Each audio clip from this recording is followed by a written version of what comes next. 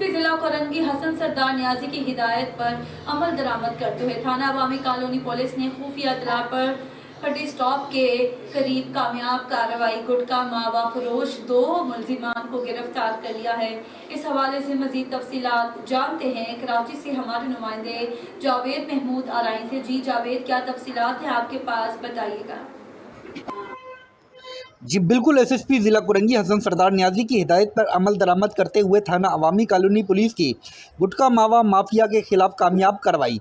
SHO Awami colony sub inspector Syed Adnan Bukhari ने खुफिया इत्तला पर खड्डी स्टॉप के करीब कार्रवाई की है। कार्रवाई के दौरान रक्षे के जरिए मजर सेहत गुटखा मावा की सप्लाई नाकाम बना दी।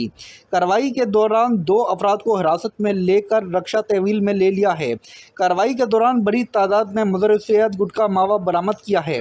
पुलिस के मुताबिक गिरफ्तार मुलजिमान में खालिद और शाहजहान शामिल हैं। पुलिस ने गिरफ्तार मुलजिमान के खिलाफ गुटखा मावा एक्ट के तहत मुकदमा दर्ज करके कानूनी कार्रवाई शुरू कर दी है। जी।